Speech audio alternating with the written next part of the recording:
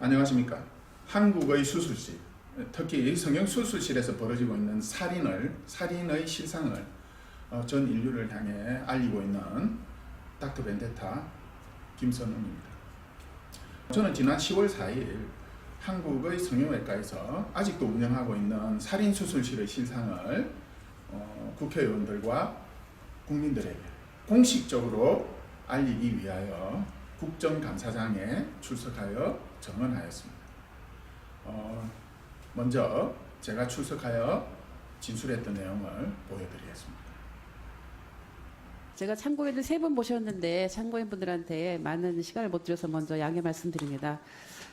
올해 3월에 한 성형외과 전문의가 스스로 목숨을 끊으면서 그 유령 수술의 문제점을 고발하는 장문의 유서를 남겼습니다. 유령 수술 근절을 위해서 맥방으로 뛰고 계신 분이신데요. 김선웅 대한성형외과 그 특임 법제이사님 오셨죠? 네. 예, 마이크 좀 들어주시기 바랍니다.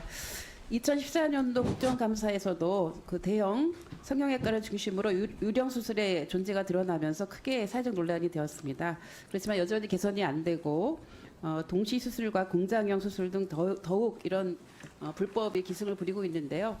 우리 그 참고인께서는 유령 수술 근절 특임 이사라는 직책을 맡으셔서 그 자체적으로 조사를 했던 것으로 알고 있습니다. 네. 그 불법 유령 수술 사례 수집을 했었는데 어떤 내용이셨죠?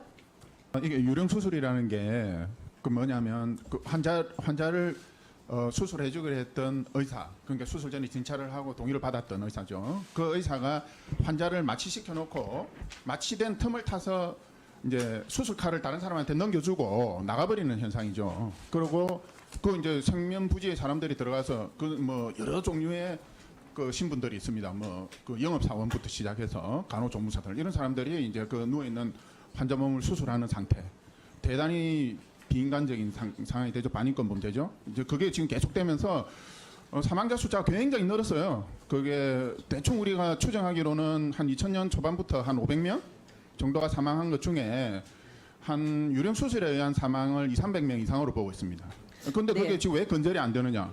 유령 수술이라는 범죄가 뭔지를 몰라요. 제가 지금 6년 동안 쫓아냈죠. 네, 그런 상황이에요. 그리고 저기 보면 네. 그 저 급여 명세표에 보면 기브 인센티브 뭐 테이크 인센티브 이렇게 돼 있는데 기브 인센티브가 뭐냐면 내가 수술해주기로 했는데 내가 수술을 안 하고 병원장이 지시해서 다른 수술방으로 가거나 다른 환자 유인하러 나가고 그 다음에 그 대가로 받는 인센티브 그게 2%죠. 그 100만 원을 받았으면 2만 원을 받고 그 다음에 그다음에 테이크 인센티브는 뭐냐? 자기가 수술하기로 안 돼 있던 환자지만 병원장이 그 시간대에 네가 시간이 비니까 들어가서 수술해라.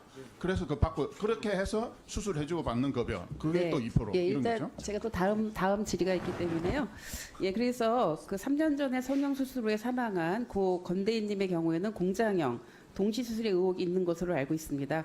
오늘 아마 그 어머님도 이 자리에 방청을 하고 계신 것으로 알고 있는데요.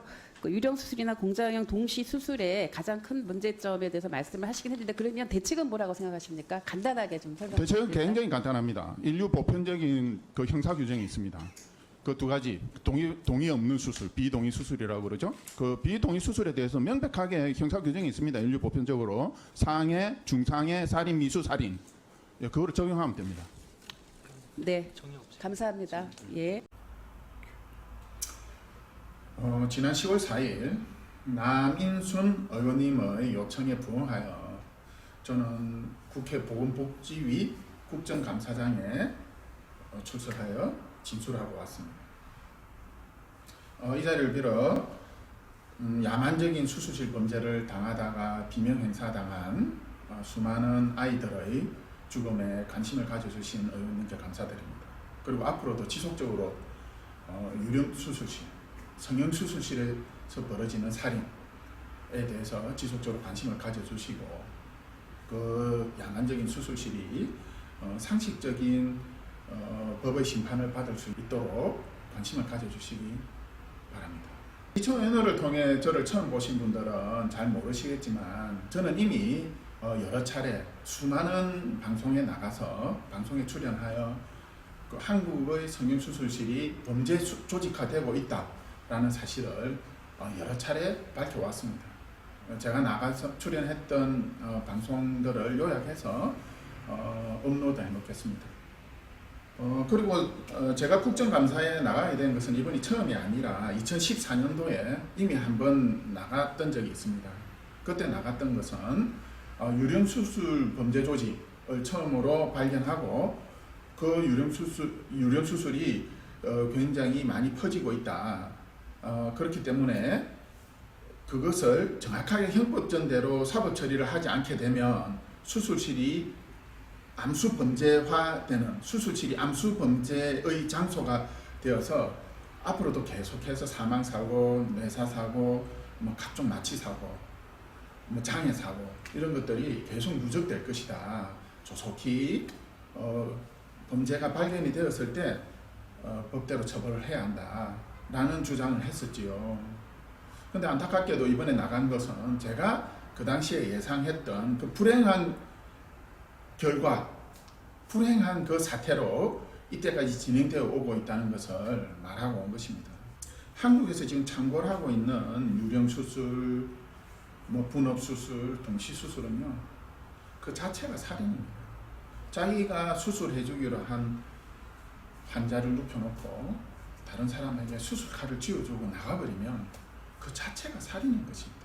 유령수술이 본격적으로 시작된 것으로 추정되는 2005년도, 6년도 경부터 유령수술과 같은 유령수술 형태의 그 범죄에 의해서 사망한 젊은이들이 200에서 300명 정도 될 것으로 저희들은 추정하고 있습니다. 스타 의사로 알려진 유령수술 공장 사장, 우리가 이제 그런 사람들은 이미 의사가 아니기 때문에 의사 면허증은 있지만 의사라고 보기 힘들겠죠.